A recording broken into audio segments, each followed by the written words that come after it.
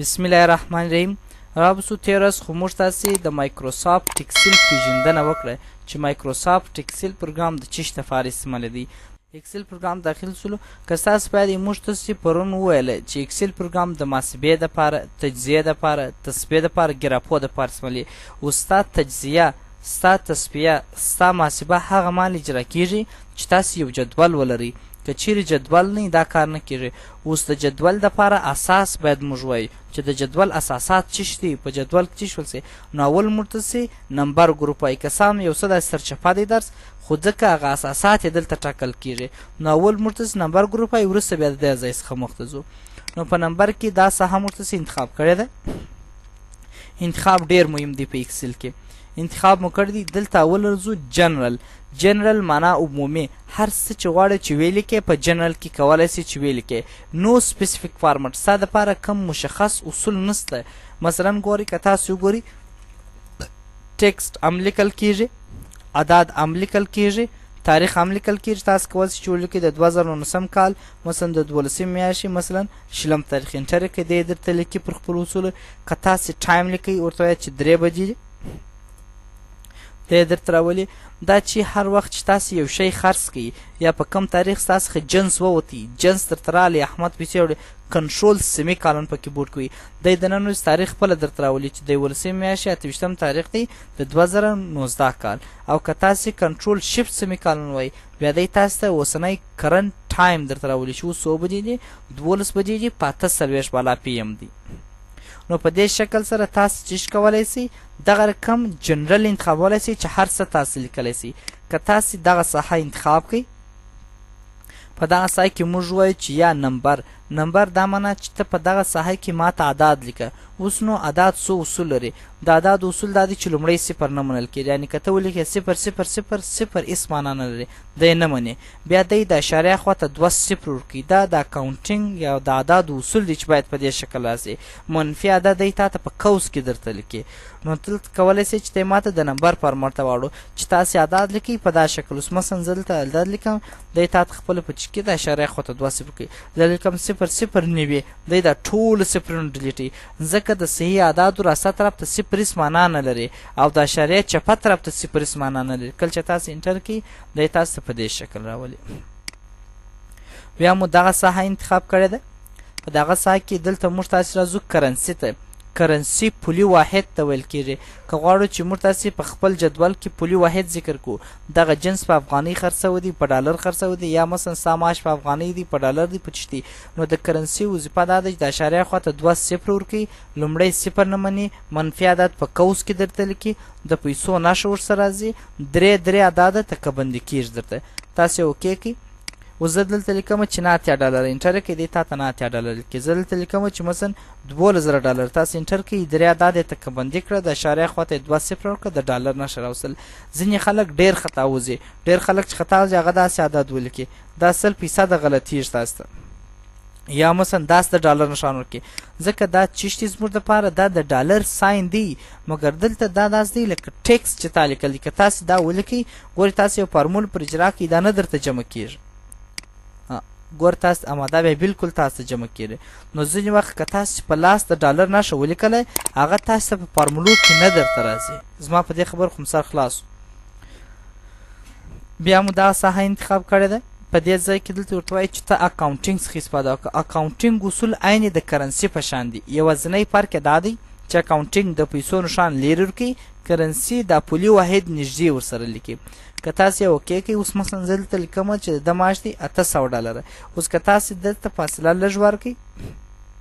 او دلته هم فاصله ورکړئ، تاسې هغه 800 او د دغه 800 سره پرتله کړئ، تاسې به فرق معلوم سي چې دلته د ډالر ساین نږدې دی، دلته د ډالر ساین لرې دی. اوس نو هر کله چې تاسې د پیسو دپاره دلته ډاټا ټایپ ټاکئ، هغه به تاسو چیش ټاکئ، اکاونټینګ ټاکئ. دا زه درته وایم چې افغانۍ څنګه کېږي، ایرو څنګه کېږي، نور پیسې څنګه ټاکل کېږي، دا وایو. فقط ما دغه اصول در سره زده کوئ. بل په دا ځای کې شارټ ډیټ لیکو. شارټ ډیټ دا معنا دغه ساحه چې ما انتخاب کړې ده، دلته چې ما ته څه ولیکل سي، تاریخ چې ولیکل سي، کوم تاریخ چې راته ولیکل سي، شارټ ډیټ لنډ تاریخ چې ولیکل سي. اوکې که اوس ګوره، که زه دلته 3 ولیکم، 3 خو هېڅ معنا نه لري، ځکه دی په کال درته دلته اوس 3 کال دی 3 میاشت چیش دی نو ته به که راولاړ سوې تا سرچپه ولیکئ چې 2019 کال د 11 میاشتې 20 تاریخ دی موږ سرچپه ولیکئ که دا تاریخ تاسو کوئ دی خپله پر اصولو برابروي چې یا تاریخ باید داسې ولیکل سي چې د 11 میاشتې 20 تاریخ دی د 2019 کال اسان لار دا ده چې کنټرول سیمی کالن وي چې دی تاسو راولي چې په هر وخت چې شی خرڅ کړئ په کیبورډ کې کنټرول او سیمی کالن وه دی تا تاریخ راولي چې نن دغه تاریخ دی یا په دغه تاریخ شی خرڅ کړی دی بیا هم دې ځای ته راځو بل په دې ځای کې ورته وایي چې ته ماته دلته څه وښیې لانګ ډیټ راته وښیې لانګ ډیټ معنا اوږد تاریخ راته راوله اوږد تاریخ په دې معنا سره دی چې تا ته ورځ درته ښیي چې دغه ورځ ده ګورئ که تاسې کنټرول سیمی کالن وایي دی تا ته وایي چې د ترزډې ده د نومبر میاشت ده 28 تاریخ دی د 2019 کال تاسو چې استفاده کوئ تاسو به بیا د لانګ ډیټ څخه استفاده کوئ که مالته ولیکل تاریخ تا ته به در معلوم وي چې دا پلانکۍ ورځ دا موږ په پښتو ماړولی سو زه یې درته وایم سبا په درس کې به انشاءالله دا وویل سي بیا مو دغه ساحه انتخاب کړې ده په دغه ساحه کې دلته موږ څه وایي چې ته ماته دلته څه ولیکه ټایم ولیکه ټایم خپله وخت ته ویل کېږي که غواړو چې موږ تاسو وخت ولیکو چې احمد پر 3 بجې راځي دا ستاسې هم پر 12 بجې شروع کېږي نو موږ تاسو باید دلته څه ورکړو ټایم انتخاب کړو اوکې که اوس ګوره که زه دلته ولیکم چې 4 اوس 4 څه معنا لري 4 بجې دي 4 دقیقې دي 4 ثانیې څه دي نو دی تا ته 12 درته لیکي په دې شکل نو اوس په دنیا کې داسې دی اوس خو سټنډرډ په ټول دنیا کې 8 ساعته کار کېږي خو اوس دغه وخت راکمیږي ځکه دا پر انسان باندې ډېر زور دی 8 ساعت کار نو په دنیا کې 6 ساعته ته اوس راغلی دي که تاسو راولاړ سئ 0.25 ولیکئ دی تاسو ته 6 بجې راولي د څه وخت 6 بجې درته راولي د AM د سهار 6 بجې راولي که تاسو مثلا د دغه نفر دنده پر 6 بجې شروع کړئ نو ته 6 بیا ته لیکئ 6 2 ټیک سر بیا 2 0 بیا 2 ټیک سر بیا 2 0 بیا M داسې لیکئ وخت ضایع کړئ نو بس 0.25 لیکئ دی تا ته خپله راولي که تاسو راولاړ سئ 0.50 ولیکئ او بر شما چند بجا نشان میده؟ اینه 12 بجا بر شما نشان داد امیاله که درس ما و شما شروع شد یعنی دغه د اوس 12 بجې راته ښیي د غرمې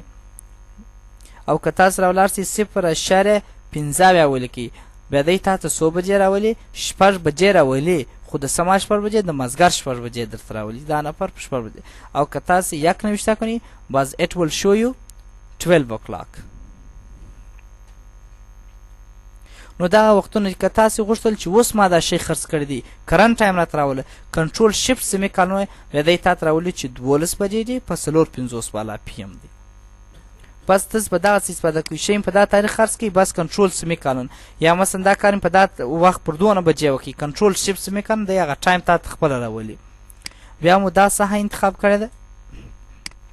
بس د دغه ټایم څخه بیا مخ ته ولاړ سو اوس ګوره دا چې تاسې مراتوئ دا به تاسو په یو جدول کې مراتوئ زما مطلب چې دا موږ ولې وویل چې باید موږ انتخاب کړو اوس ګورئ که تاسو دلته راله سیریل نمبر مو ولیکئ دلته ما نیم ولیکئ په دې ځای کې مې فادر نیم ولیکئ دلته مې جاب ولیکئ په دې ځای کې مې سالري ولیکل دلته مې اوور ټایم ولیکئ دلته مې ټوټل ولیکل په دې ځای کې مې هایر ډیټ ولیکئ دی په کم تاریخ راغلی په دې ځای کې مې ټایم ولیکئ چې دی پر څو بجې باندې دفتر ته راځي اوس تاسې به لیکنه نه کوئ تاسې به دا جدول خپل اصولو ته برابروئ یو اصل دا دی په سیریل نمبر دپاره باید موږ څه شي انتخاب کړو دلته څه شي یا نمبر نه انتخابو نمبر د شریعه خواته 2 صفر یو لا نه انتخابو جنرال خپل انتخاب دی 1 2 داسې راکاش که ځکه خو ما ټول سیریز خاصه د نمبر دپاره باید موږ دی راولو چې زموږ وخت ونه نیسي او پاتې سو د نیم جابو د جې دپاره چې موږ تاسې دلته لیکنه کوو باید څه انتخاب کړو موږ تاسو تر اوسه نه دی ویلی هغه ټیکس لاندې دی چې بیا رالو وایې نو د اوس دپاره تاسو جنرال انتخاب کړئ د پیسو دپاره باید موږ تاسو څه انتخاب کړو اکاونټینګ دا اوس مې درته ویل چې کله پیسې لیکو نو باید د پیسو دپاره اکاونټینګ انتخاب سي مثلا دا فارمول زه استعمالوم که زده کوئ زده کړئ که نه خو بیا موږ فارمولې وایي درته یې مساوي دغه د سالري خانه جمع کړه د اوور ټایم سره انټر یې کړئ بیا دلته راځم د لانګ ډیټ دپاره باید موږ څه انتخاب کړو دا وبخښه د تاریخ دپاره چې دا په دغه تاریخ سره راغلی دی لانګ ډیټ باید انتخاب کړو اوږد تاریخ د ټایم دپاره باید څه انتخاب کړو ټایم اوس دا چې تاسو انتخاب کړو اوس ته جدول جوړوئ نور ستا جدول خپله پر اصولو جوړېږي مثلا فرض کړه دا نفر چې دی جانان نومېږي وظیفه شته د پلان نوم چې دی محمد مثلا دی وظیفه چې منیجر دی معاش یې څو دی $4,000 دی اضافه کاری یې څو دی $2,000 ده یو شی پام کوئ دغه نښان چې راسي د جې معنا دا د هیش چې دا خانه کوچنۍ ده د ډاټا په ځان کې نسي ځای کولی په دا مابینځ کې ډبل کلیک وکړئ دا خانه خپله درته چې کېږي ویډیټ غټېږي درته سمیږي پر کومه ورځ دی داخل دغه سوی دی رسمي سوی دی پر دا ګوره هغه ورځ هم درته ولیکل اوس نو ما که ترزډې لیکلی بیا مې نومبر لیکلی بیا څونه وخت یې نیوی پر څو بجې باندې راځي دفتر ته مثلا پر 12 بجې د ماپښین د خوا رسمیات شروع کړي زما په خبرو سره خلاص و دغه ته هغه ډاټا ټایپ ویل کېږي چې موږ ته څه کولی سو ډاټا ټایپ یې دلته مراتو بیا به لیکنه کوو دا اوس موږ ته د نن درس چې ډاټا ټایپ مو شروع کړئ نیمۍ برخه یې پاس ول بیا وروسته وایو تر لانګ ډیټ پورې چې د ډاټا ټایپ مفهوم دا و چې په دغه ساحه کې چې ته دلته لیکنه کوې څه ډول لیکنه اوسي دغه ته ډاټا ټایپ ویل کېږي چې نور درس به انشاءالله الرحمن سبا خو رخصتي ده د شنبې په ورځ دی